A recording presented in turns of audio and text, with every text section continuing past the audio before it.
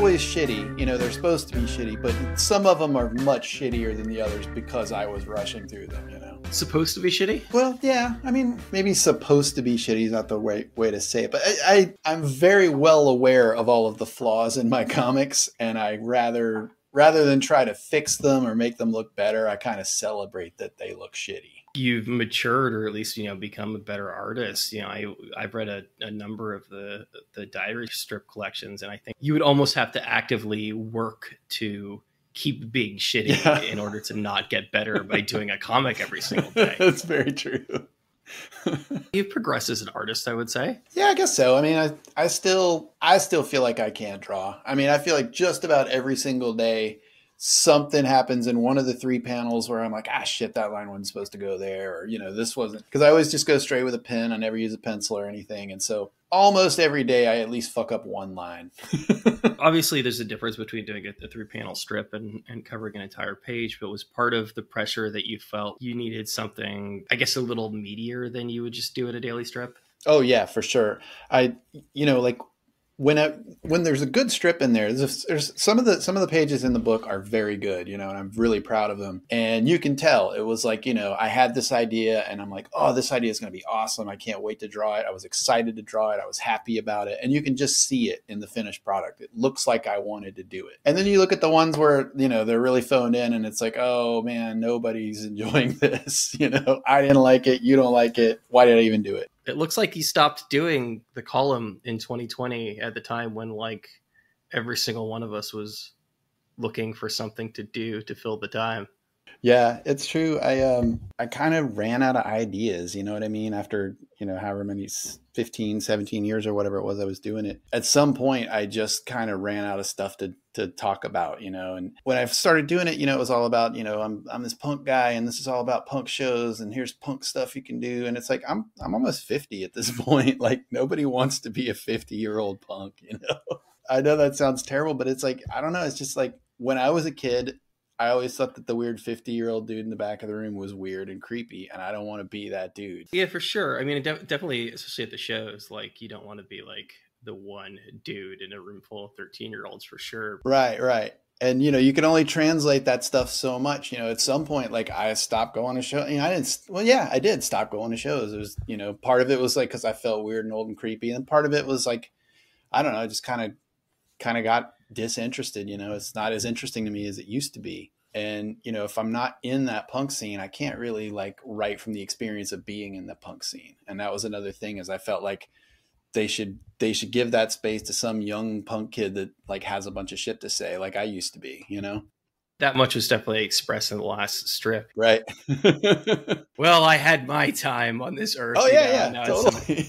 That's what it, at least in the sense of Razorcake. Yeah. It's funny though, because I know exactly what you're talking about the old guy in the room. And certainly there are situations where I have felt like that myself, but aren't you always kind of fascinated by that dude? Aren't you always fascinated by the 60-year-old guy who had his his leather jacket from CB's in 1976 and is still hanging out? I mean, I'm sure that dude has seen some stuff and has some stories. Oh yeah. Definitely that dude is fascinating. I just don't know if I want to be him. You know what I mean? Punk means a lot of different things to a lot of different people, and it's kind of a bit of an abstract idea. Can it be something though that in some way continues to play a role in your life, even if you're not, actively going to shows? Yeah, I mean, I certainly hope so. I've certainly tried to still, live my life by those standards in that way, but I don't know, it's the things that you celebrate when you're young, you celebrate the freedom of I don't have a bank account. Who cares? Woohoo. I'm gonna get a tattoo on my face or what, you just do whatever. That freedom, you can still be that free when you're in your 50s, but it's just kind of sad, you need to, you get it out of your system, you get to that point where it's like, okay, I'm done being a fuck up. I'm ready to raise my credit score up and be a grown up.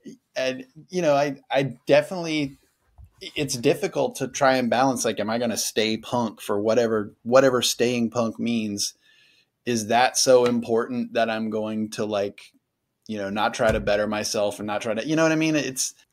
For me, it does reach a point where you have to pick one or the other. You have to stay shitty or like grow up. To the 15-year-old you, what is ultimately sadder, the idea of a 50-year-old punk or the idea of somebody who is mellowing out and settling down and maybe is thinking about his life insurance policy? Yeah.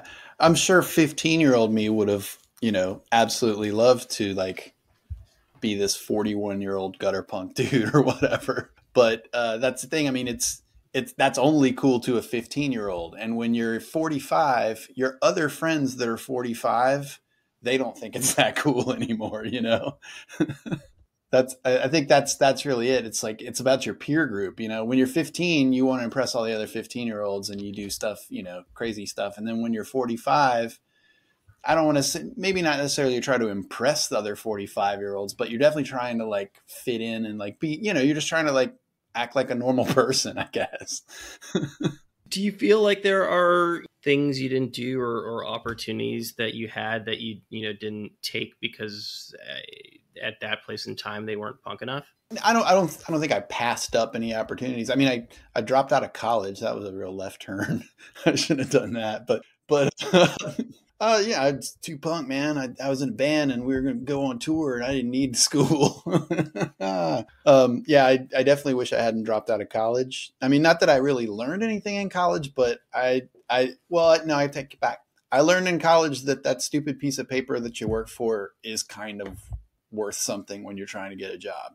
I didn't learn any actual knowledge, but other than that, if you want to win the game, so to speak, you have to play by the rules, meaning you have to have a diploma, I think about now in terms of like, people doing their LinkedIn pages, right? And right. It's like anything else. It's like just like looking at something on the internet. There are a few things that you look for first, right? There are those things that catch somebody's eye. And like, if you're a resume in a pile of resumes and you don't have this box to tick off, then like people are going to sort of move on to the next thing. And it's not that it's necessarily that there's anything particularly valuable in just the act of like having a diploma, but it's sort of like, I guess if you're somebody hiring for a job, there are a few things that you look for first. Yeah.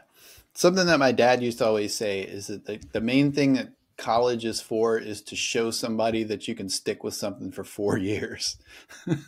How did he take your not being able to stick with it for 4 years? Oh, he dropped out himself, but that was always kind of my thing. I was like, well, Dad did it. It's cool. It was like that Mormon commercial that I learned it from watching you. Yeah, totally. Do you feel like you're at a point in your life where it just wouldn't make sense or it's not feasible to sort of go back and try to get a diploma? I thought about it for a while. I think it's even in the beginning of my last book, The Dog Days of Snakepit. I was going to go back to community college and I got my transcripts and, started like filling out the forms and taking the tests and everything. And the math stuff stressed me out so bad, man. And it get like way worse than when I was a kid, I guess, because I've spent so much time avoiding math specifically. But just the basic math entrance stuff stressed me out so bad that I was just like, fuck this. It's not even worth it.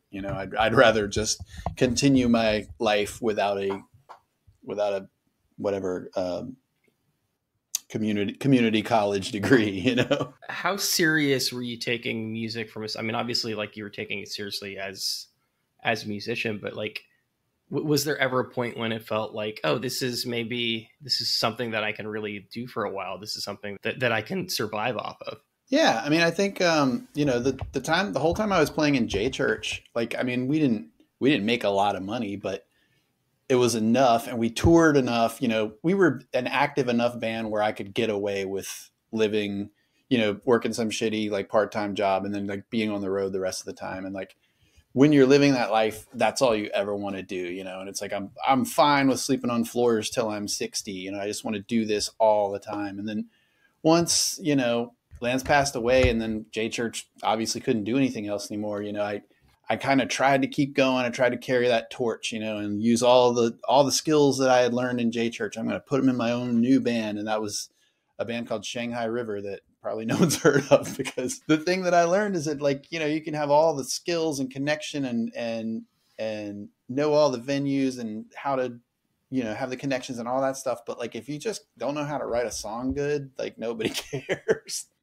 And that was the thing. The thing that I lack is the songwriting talent, I guess, that drives a band to be successful. In a lot of cases, people sort of learn through osmosis or learn from, you know, being around somebody. And you were obviously in a band with somebody who is in a lot of ways was a phenomenal songwriter. You don't feel like that had an impact on your ability to write your own songs? Oh, it only in the sense that it made me think I could.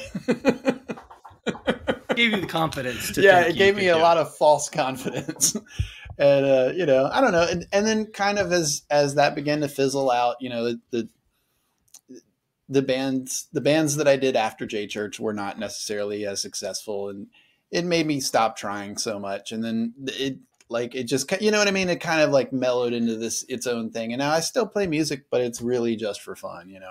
And I never take it any more seriously than I need to, and I think that's a healthy way to be. But it's also, at the same time, I spent 20 years fucking around and didn't learn a good trade or anything, you know. We were talking about the, you know, the kind of the sad old guy, I guess, at the punk show. You know, do you feel like you get like a buffer if you're actually the guy who's in a band? Do you think that that's something that you can keep doing for longer without being sad? Yeah, there's something about, okay, when you think about that, when you're at the house show and there's a creepy old dude in the corner with a leather jacket, and you're like, oh, okay. But you're at the house show and there's 5 creepy old dudes sitting in a van getting drunk. That's perfectly okay, because you know that they're the band that everyone's there to see. The strength in numbers, you know. Herd mentality. Yeah. Yeah, obviously I know you primarily through the comics, but you know, I know your music too, and I also know your music through the comics. You always seemed like somebody who was in a lot of bands. Was J Church just like, all right, this is the band now? I'm not a guy who's in 15 bands. Like, this is the thing that I'm taking seriously? No, I was always in lots of bands, just because it's fun. You know, I just like playing, and playing, the dynamics of playing with different people is really enjoyable and stuff. J Church is just the only band I've been in that's ever been successful. I think that's really it, you know? Again, I know them primarily through you, and I know them primarily through your comics. You know, one of the things that surprised me reading the collection of columns is, were they big in Japan? I guess so.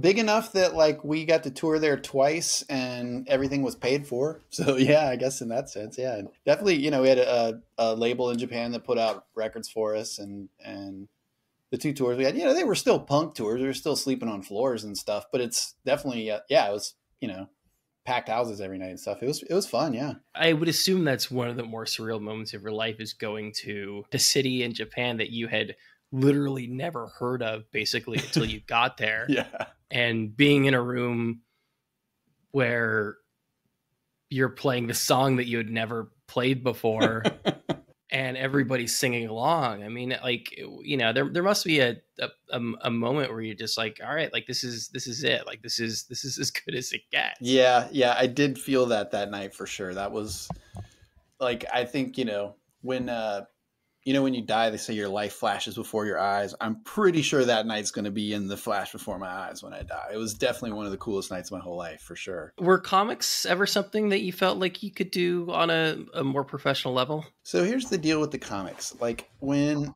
here's the deal with the comics. When, is that your Neil Hamburger? Yeah. So when I lived in Virginia, I played in this band, and we were on the cusp of like really succeeding. You know what I mean?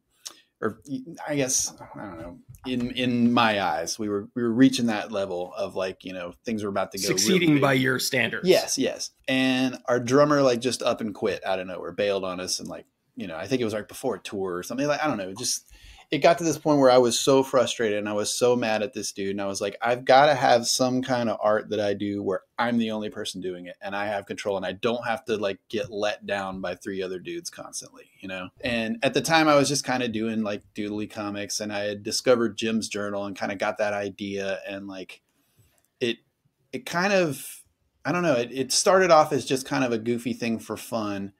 And I put out one zine of the first like couple months, and a lot of people liked it. And it kind of clicked then. It was like, oh, maybe I can put all the frustrations I'm having with like not succeeding in music, maybe I can put that into this art, where I've got total control over it, can do whatever I want. And like, that's just kind of how it took off. It was never like, I was like, I'm going to be a comic book artist. It was more like, I need something other than music right now to deal with. And that's how it evolved, I think. When you first started, were you expecting that anyone was even going to see it? No.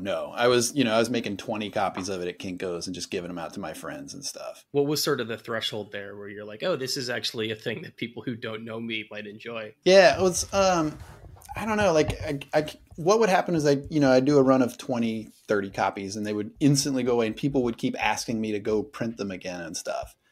And so I kind of decided, I put them together in that first 1 year zine and then that's the one, I sent out copies for like review at like Maximum Rock and Roll and Punk Planet and Heart Attack and all these great zines that totally don't exist anymore. To you kids out there, these were what we read back in the 90s. Is Maximum Rock and Roll totally dead? I think they still exist online, but as a print magazine, no, they don't exist anymore. Yeah, getting reviews, like sending them out for reviews, sending the zine out for reviews, kind of like you would send your band's first 7-inch or something. That was when I kind of felt like, okay, maybe I am going to like take this, more seriously and try to like publish it. Like, I was trying to follow the Comet Bus template of like, be humble so that if you fail, it's no big deal, Humble in the sense of not looking like you're trying. Right. And keeping the aesthetic kind of simple and basic. And I guess, yeah, like that. So you don't set the bar too high. You don't set the expectations too high. And then that way, when you do exceed those expectations, everyone's like really impressed with it, because it's like there's a million shitty zines, but then you see a shitty zine with one cool thing in it that's a lot better than everything else. It definitely stands out, It's funny, the contrast of, again, coming off of this column where a big part of the reason why you stopped doing it is because you felt like you didn't have anything to say. And there are points in the book, because you wrote some footnotes to it, there are points where you're like, oh yeah, this was a month where I literally had nothing to say, and yeah. I was doing something at the last minute. When you were doing this strip, it ultimately didn't matter if you felt like you had something to say. Right. And that's the thing with the point of the daily strips is that if I don't have anything to say, I still say it. If I have a lot to say, I still say it in 3 panels. It's either stretch out nothing into take the 3 panels or condense a lot down into just 3 panels. And that's always been the important part of the diary comics. And then with the Razorcake comics were different in that, like, I was trying to actually, like I always wanted to like do like recipes or like, how to build your own this or that. I wanted it to be like the kind of comic where someone would like rip the page out and keep it because they could use it as a reference for something. You know what I mean? Like the how to do tattoos one, that was a good one that I was very proud of, or how to make the inverted gravity bong, stuff like that. Like, I feel like those are useful skills that I can share with people. The Punkcast diagram was interesting too, because I do think, and you touch on this, that it was definitely taken as a whole, your best drawing in the book, and cohesive as a sort of a single piece. Mm-hmm. And I got that from reading the footnotes, that it was something that really stood out to you to such a point where you're like, oh, I need to revisit this and maybe redraw it. Yeah. So secret spoiler alert, I did redraw it, and it's going to be a bonus page in the book. Yes.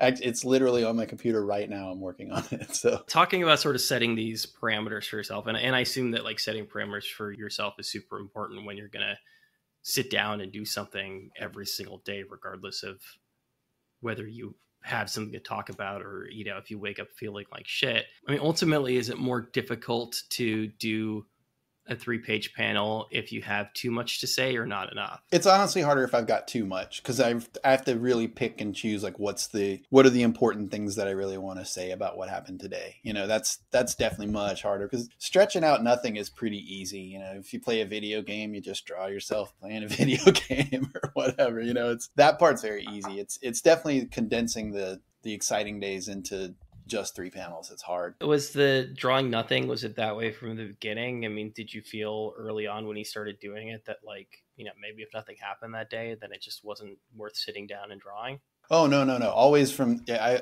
from the very first day, I always knew, like, especially if nothing happens, there's a reason to draw a comic. What does that mean? So, like, are you familiar with Jim's journal? Yeah. So, I completely ripped that off. That's 100%, like, Snakepit is a 100% rip off of Jim's journal, except for that, when I found out that Jim's journal was fictional, that's when I kind of got my idea, like, oh, I'll do this for real. But, the beauty of Jim's journal is the ones where, like, literally nothing, like, my favorite one is the one where he's just sitting in a chair for all 3 panels and goes, I didn't do anything today. And then, like, no other words in the whole thing. I still to this day think that's the greatest comic that's ever been drawn. Is it a case where you feel like in order to have done it successfully that you needed the momentum of doing it every single day, that it would have just fallen by the wayside if you didn't make a concerted effort, again, regardless of what happened or how you felt, that you would sit down and draw it? Maybe, but I also really think that, like, I've always been a fan of projects that are done very, very small increments at a time. Like you do every day for 3 whole years and then you have a book. I love that kind of thing. And so I think the important part to me is that I have every day documented no matter what. And, like, except for the one day that my dog died in the last book, like, I've drawn every day, and, like, and in that point, like, the not drawing the comic was kind of the point, and in itself kind of was the comic for that day. But I definitely think it's important for my format that I've created to, like, be sure every day is in there. How much of it is really just structuring your day? I've known this implicitly in some form or another, but, like, one of the things that really got driven home to me in the past year when things got super weird, and I was somebody who was going into the office for work and somebody who traveled a lot for work, is sort of the importance of routine, especially now that I am working from home. It's really kind of blurred the lines in probably an unhealthy way between work and my personal life. How useful has it been having this thing that you do every single day? Extremely useful. First of all, it's like a daily, like, it's like brushing your teeth or something. Like, if I didn't do it, I can, it feels wrong. And I'm like, oh, I forgot to do this today, and then it's also really useful to have every day of your life documented. An example that I always tell is, many years ago when I was working at Sound Exchange, my boss gave me a raise, and I got my paycheck, and I'm like, oh, hey, my raise didn't show up on the paycheck. He's like, oh, I gave it to you on this day. And I'm like, oh, no, wait. And I, like, literally pulled the zine off the counter and opened it up to the day I got the raise. I'm like, no, look, you gave it to me on this day. And he's like, oh, you're right. And he gave me, like, retroactive for 2 weeks or whatever. But yeah, that sort of thing is very useful. We're like, oh, what did I do last year at this time? And I can just go and look, it's very helpful. It has to take on a different meaning when you know that a fair number of people are going to see it. Yeah. Something that people all the time are like, oh, I know so much about you. And my answer is like, well, the things I want you to know about me. There's, of course, like anybody, there's lots of stuff that happens that doesn't go in the comic, because it's personal or I didn't feel like sharing it or, for whatever reason. I've interviewed a ton of people who do autobiographical comics over the years. And the things that really jump out to people reading them are the things that are, super personal, are the people who, like, really kind of get into the, like you mentioned, like, Julia Wirtz, who I'm guessing is a mutual friend of ours, and she goes into some pretty embarrassing stuff in some of her strips. Do you feel like, having done it for as long as you have, that it's made you sort of, I don't know if braver is the right word, but more willing to disclose stuff? Yeah, I think so. And I mean, definitely in the early days of the comic, when it, there was I would say between 2001 and maybe 2007 or so, those first 5 or 6 years that I did the comic, it was the most important thing in the world to me. And I would deliberately make stupid decisions in life because I knew that they would make good comics. What's an example? Oh, I don't know. Like, so like one time I was, it was in Minneapolis. I was staying in Minneapolis for, like, I was a house guest of some friends, and they were letting me stay with them for a few weeks. It was a summer, and I'm eating breakfast in a diner, and Patty from Dillinger 4 walks in, and he's like, hey, you want to go to Milwaukee right now? And I'm like, okay. So I just jumped in the van, like, directly from breakfast. My bike was still locked up outside. Like, I didn't have a jacket or anything. I jumped in the van, and I didn't get back to Minneapolis for 2 months. I was gone for 2 months with no, no toothbrush, no change of clothes, no nothing. I had to I definitely remember shoplifting boxer shorts on that trip. Super impulsive, probably kind of stupid in a certain way, but like also it's kind of badass. Yeah, it was fun. It was fun. And that was the thing. And I knew it would make great comics, number one. And number two, it was fun. But it definitely, I would say that the comic and the idea that whatever happens, I'm going to share this with everybody. Definitely back in those days, it pushed me to do, dumber stuff or make more rash, quick decisions. But I don't have any regrets about any of those things that I did, Having been in so many bands and touring around so much that that maybe you weren't tied to a specific place in the way that you are now. Oh yeah, definitely. That had a lot to do with it. Also meeting my wife and settling down and getting married. That's also was a big part of it. Grown up stuff. She didn't want me to be on tour all the time, and I didn't want to be on tour all the time because I missed her. So, that definitely had a big part of it too. You have a conversation when somebody becomes an important part of your life of just yeah, this is you're going to be in the comic. It's just, there's no way around it. Right. Yeah. That's, actually, yes. With every person I've been close with, I kind of go out of my way to show them the comic and be like, make sure they know about it and be like, hey, if you get involved with me, you're going to be part of this. So, make sure you're cool with it, and I have always asked permission for people like that, maybe not always. I think there might've been 1 or 2 times that I am in trouble for it. I do apologize for those times. Is asking permission an act of just up front? You're you ask permission once and it's all right, you're a character now, or is it really every time? Oh yeah, it would just be once, but it would be sort of only for someone who I might be sharing personal information about, if it's just I was at a party and there was a guy named Bob there and I draw Bob in there, no, I don't ask Bob for permission. Asking once versus your wife, for example, every time something sort of verges on the personal, do you feel like you need to sort of get her permission? Oh, no, not at all. I mean, that's just an implicit understanding with us, though, I think, is, we're both comfortable. She knows what I would and wouldn't share, and she's comfortable with that. Do you feel like there are times in hindsight that maybe you crossed a line? Yes, absolutely. Without a doubt. There's a specific instance in mind. I don't want to name any names, but I definitely, I crossed the line and pissed a lot of people off. Was that early on, or? Yeah, it was in, I can at least tell you the book. It was in Life in a Jugular Vein. It's in that book. That's all I'll tell you. I think that was the first one of yours I read. That was a pretty early one. Yeah, that was the second one. The nature of it being an early one is that you're probably, in a lot of ways, you're probably still sort of figuring out what the lines were. Right. Yeah. And definitely those early ones, nothing had been really nothing had been officially published really or anything, and so there's also that I didn't realize that these comics were going to be in bound books that would be in the Library of Congress and shit.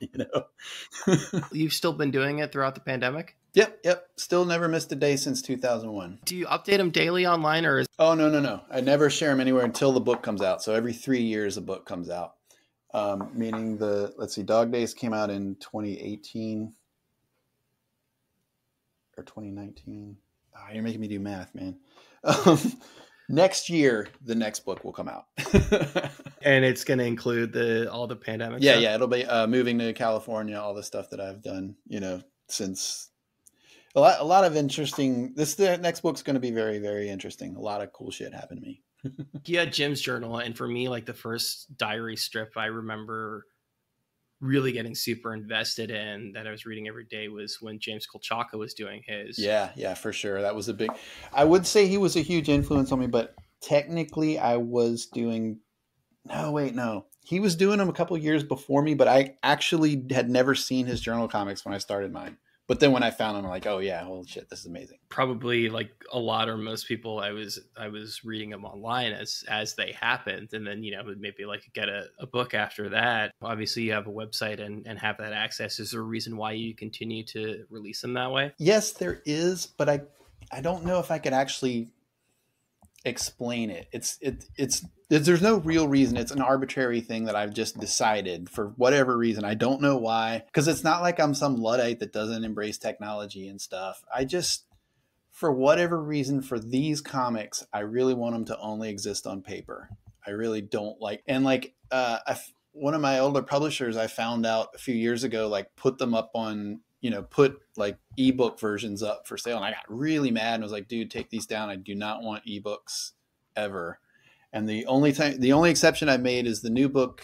I let them put it in libraries for free, like as ebooks, but that's it. Like I don't know. I don't know why. There's no reason. There's no like justifiable reason I can think of as to why I'm so anti-digital comics for my specific comics, but I am, and I really don't know why.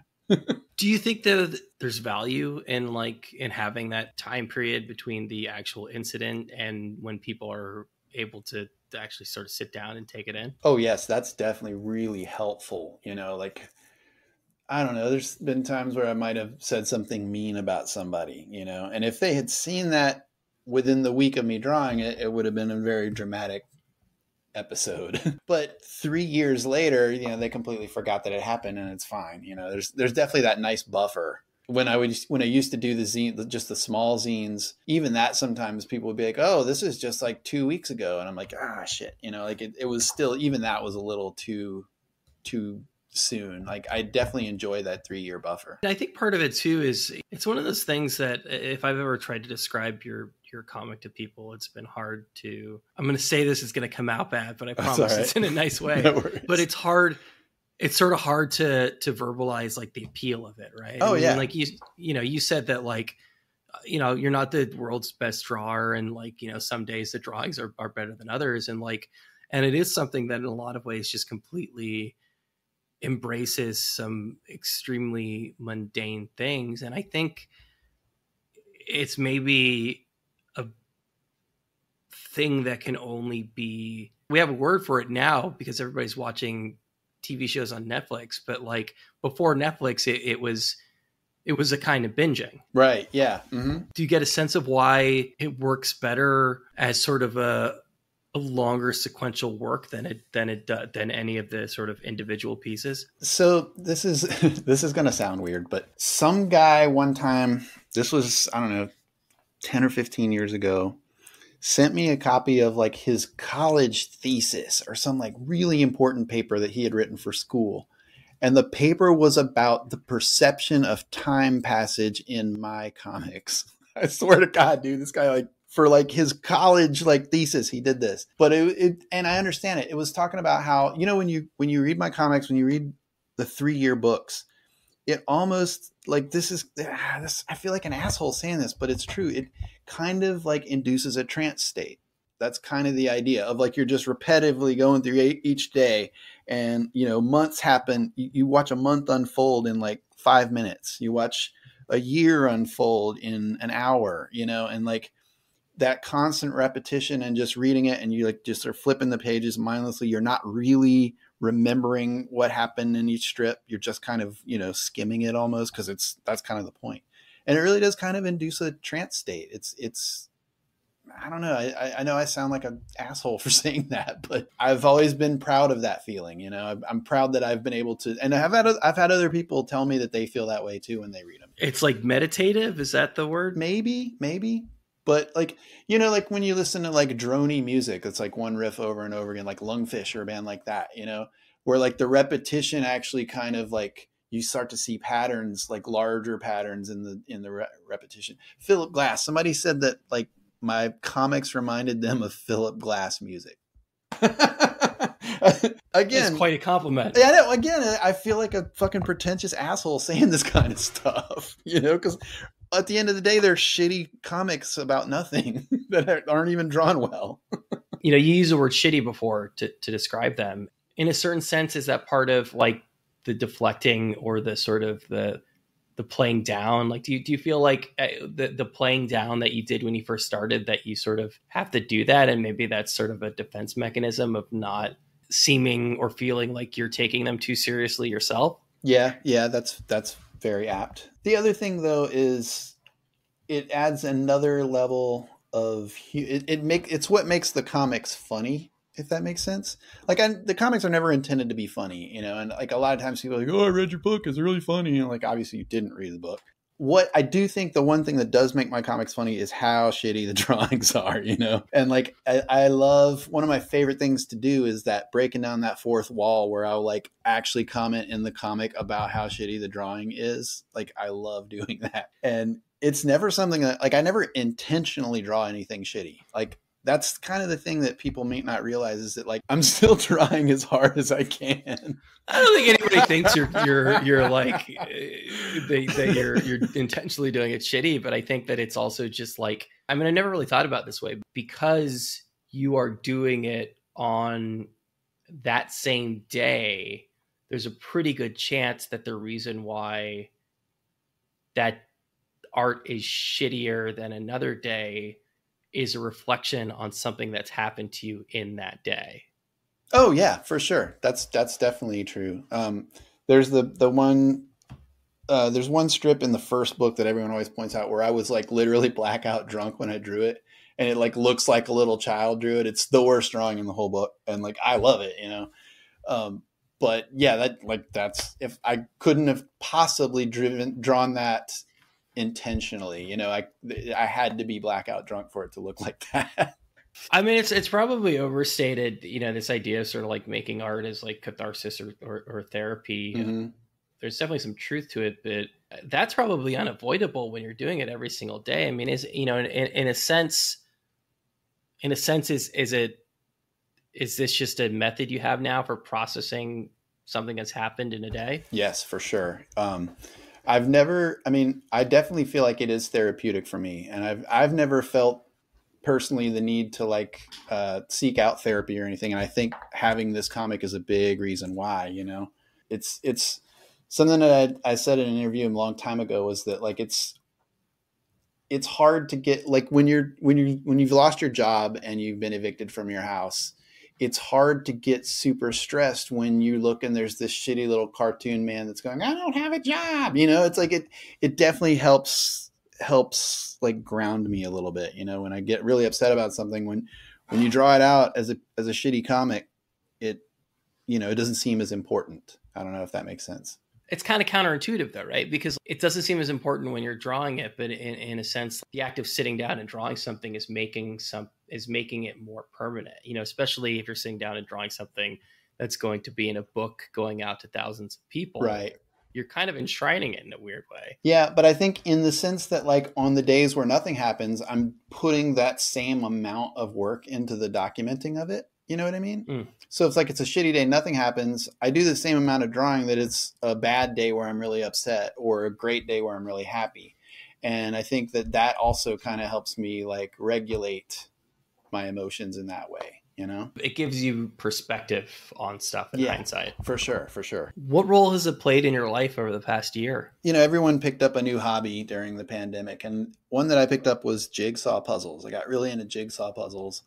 And so I decided to draw one. And I don't know if you followed, but last summer I saw on Facebook. Yeah. I released a jigsaw puzzle, and like, that was really fun. You know, the idea of like finding a place to manufacture it and getting them ordered, and they got shipped over from China, and I fulfilled all the orders myself. And like, that was like a really fun project. And I absolutely could not have done it if I hadn't spent 20 years building up the following that I have, you know, otherwise nobody would have wanted to buy this puzzle, because it's a shitty drawing because I drew it, you know? But I think that, you know, the fact that I have a fan base and they like my shitty drawings and they will buy my shitty drawings. I mean, you know, especially this time, you know, when like, you know, people are so bored and they want something to do and whatever, I feel like it's definitely helping out like that. Like, you know, my publisher said that he's sold a lot of my books, more of my books than usual during the pandemic, you know, day to day, as you're, you know, living through this, as we all were. Mm-hmm. Did the nature of the strip and the role it plays in your life change? It changed. Okay. So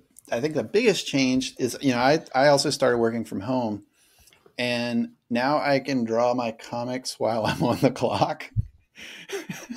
And so I kind of take a little bit longer with them. Like I think you'll notice that the comics from this year are going to be a little bit better drawn than most, because I'm just sitting here. You know, the way my job works is I there's a lot of downtime, and I'm just sitting there. I'm like, I'm getting paid for this. I might as well start drawing. And you know, I've got lots, when it used to be like, I did it in my spare time, I would try to get it over with so I could go on and do my shit for the day. But like when I'm on the clock at work, I feel like it's okay to like take my time. So yeah, I'm actually, now that you mention it, I didn't really think about that till just now, but like, I think everyone's going to notice that when the next book comes out. Is there a specific time in the day when you, obviously it changes from day to day depending on what you're doing, but like, is there kind of a general time that you have carved out to work on it? Yeah, usually in the mornings. I will draw the previous day the next morning, usually. Yeah, but yeah, I usually wait for the whole day to finish because you never know if, you're like, oh, today and then like at like 9:30 at night, something crazy happens. You're like, shit, I already drew the comic for the day. As you're walking through the day, how much headspace is knowing that the next morning you're gonna have to do a strip? How much brain power is kind of just occupied trying to figure out what that one thing is? Oh, almost none. A lot of times, yeah, I don't even think about it. A lot of times it's just, I'll sit and like always the comic has always been technically an answer to the question of what'd you do today, and that's, I'll sit down and I'm like, what did I do yesterday? Well, I worked. And then after I finished working, I played the guitar for a little bit and I like, took the dog for a walk. I'm like, okay, those are 3 things. That's good. And boom. I just think of 3 things. And sometimes, it does happen where like I've drawn it and like, shit, I also did that day. Oh, well, whatever, whatever. If it's super, super important, I'll put it in the next day and maybe pretend that it happened that day or something. But, that's very rare that happens. What are you doing for work these days? Yeah, I moved to San Francisco. I don't know if you're aware of that. Like, yeah. So you were in Austin for a while. Yeah, I lived in Austin for 20 years. And then my wife got a really good job here in San Francisco. And so we moved here in December of 2019.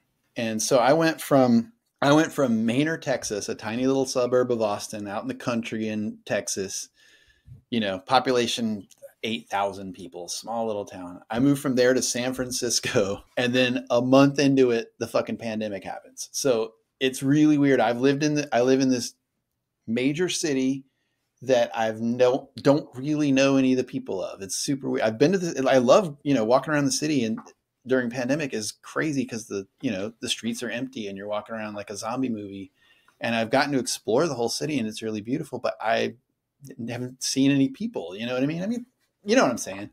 It's the most surreal way to experience a city, and it's really weird. But anyway, when we moved here, I got a job just like, through like ZipRecruiter or whatever. And it's I had to sign an NDA, so I can't really say, but it's basically just a lot of sitting in front of a computer, like monitoring a job queue. That's all it is. It's really boring, easy work, and it pays pretty good. So we were all kind of forced to become sedentary, but it sounded like you were heading in that direction from the standpoint of like, again, you just maybe weren't playing music as much as you used to. And obviously you weren't just like getting up and going to a show every night. Do you know what you want to be when you grow up? Nope. So yeah, when, as far as day jobs go, for the last 10 years, I've been working in the printing business and like commercial print shops. And I really loved that work, especially like I started doing like wide format printing, like, printing like big banners and like, trade shows shit and stuff like that. And like, I really, really enjoyed that work very, very much. And, when we moved, I was kind of bummed that I was leaving my job, and I was trying to find a job doing that. Basically the job that I have now was just the first thing that came along, and I took it. And the whole idea was like, oh, this is my placeholder job while I look for like something that I want to do. But then the pandemic started, and it's like, oh, I'm lucky to have a job. I'm just going to stick with it. And so that's where I'm at now. And like, there's talk that we might return to the office in June. And if I do, like once I go back to the office and things go back to normal, I probably will just try to find a real job that I like. Because it's not that I mind this job, but it's really just a placeholder for now. And just due to the pandemic, I'm just kind of letting it sit like it is. Do you get a sense that the daily strip is something that you're going to do for as long as you, I guess, can, physically put pen to paper? Yes. I've always, ever since I first started, I was like, I'm going to do this every day. Like the last strip that I ever draw is going to be like, tomorrow I'm going skydiving, or it's going to be like, boy, having cancer really sucks. Like it's going to be one of those two.